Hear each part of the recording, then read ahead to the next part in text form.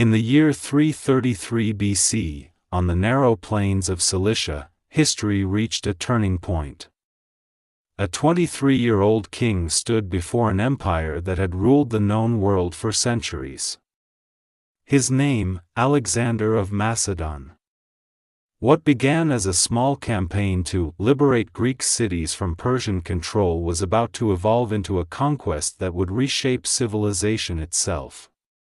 The Battle of Issus would decide not only who ruled Asia Minor, but which world order would dominate the ancient age. For generations, Persia had seemed invincible. Its wealth stretched from Egypt to India, its armies numbered in the hundreds of thousands. But on this narrow strip of land, where the mountains met the Mediterranean, a young Macedonian would break that illusion forever. When Alexander first crossed the Hellespont, few believed his ambition stretched beyond Anatolia. But one victory followed another. At Granicus, he defeated Persia's satraps. At Halicarnassus, he crushed resistance. And soon, entire Greek cities rebelled against Persian rule, some even joining his cause. Far away, in the royal palace of Persepolis, King Darius III began to realize this was not a border uprising, it was an invasion that threatened the heart of his empire. He would respond not with words, but with the greatest army Persia had ever assembled. From every corner of the Persian world, soldiers answered the call. Heavy cavalry from Bactria, horse archers from the east, and the elite immortals from the royal guard. Each province sent its finest, from the deserts of Arabia to the peaks of Armenia. Historians still debate the numbers, but Darius likely commanded between 150,000 men. A vast host united under one banner, yet divided by language, culture, and training. At the heart of this force stood Greek mercenaries, veterans who understood Macedonian tactics better than anyone. Darius believed their presence would balance Alexander's advantage. Meanwhile, Alexander marched south, capturing the coastal cities of Phoenicia. His plan was brilliant: deny Persia's navy any safe harbor and secure his own supply line by sea. But this maneuver gave Darius an opening.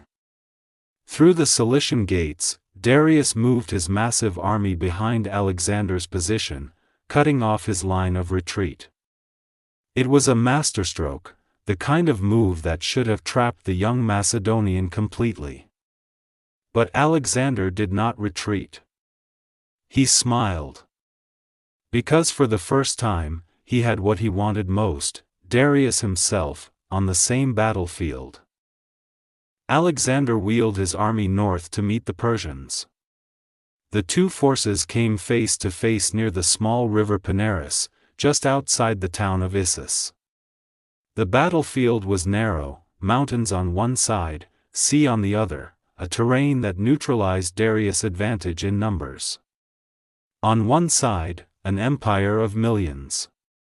On the other, 35,000 men, battle-hardened, disciplined, and led by a genius who believed he could not lose. Darius placed his royal chariot at the center of his formation, surrounded by the immortals and Greek mercenaries. Archers and light infantry lined the front, cavalry on both flanks. Alexander, as always, commanded the right. He placed his phalanx in the center, his hypaspists guarding the right flank, and his companion cavalry, the hammer of his army, under his direct control. Both sides prayed to their gods. The wind from the sea carried the sound of thousands of shields locking into place. Moments later, silence fell, the kind that comes before storms that change history.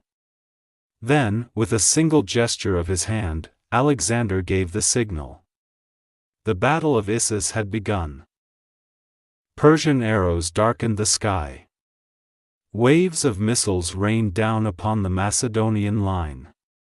But Alexander's men advanced steadily, shields raised, spears bristling like a forest of iron. At the center, the clash was brutal. Greek mercenaries fighting for Persia met the Macedonian phalanx, Greek against Greek, brother against brother. Spear tips shattered, shields splintered, the air filled with cries of agony and steel. Then Alexander saw his moment. Leading his companion cavalry, he charged straight into the Persian right flank. The ground shook as horses thundered forward. His wedge formation sliced through enemy lines like a blade through cloth. The Persian right collapsed. Alexander wheeled left, driving into the center where Darius stood. The great king, seeing chaos around him, hesitated. And in that instant, the fate of an empire turned. Realizing the battle was lost, Darius turned his chariot and fled. The sight of their king retreating shattered Persian morale.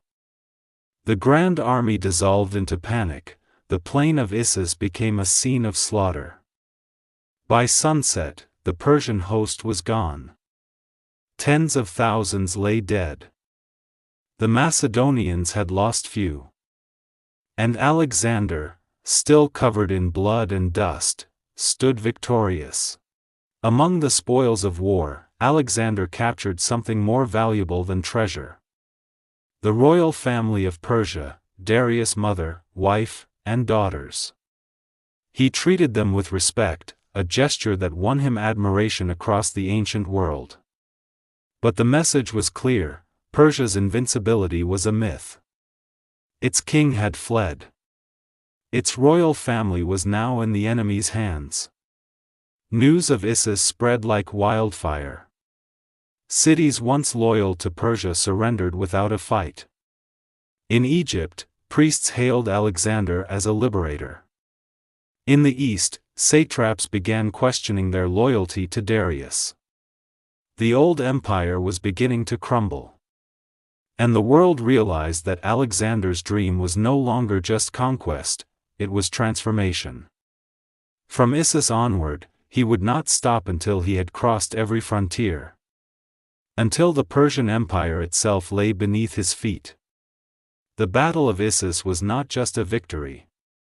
It was the moment when the age of Persia ended and the legend of Alexander the Great began.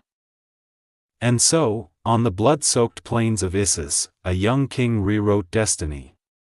From that day forward, the Persian Empire's power began to fade. And the legend of Alexander the Great shone brighter than ever before. If you enjoyed witnessing this moment of history, don't forget to like this video. Share it with fellow history lovers. And subscribe to the channel for more epic stories of battles, empires, and the heroes who shaped our world. History lives here. And this is just the beginning. Crossed sword sparkles.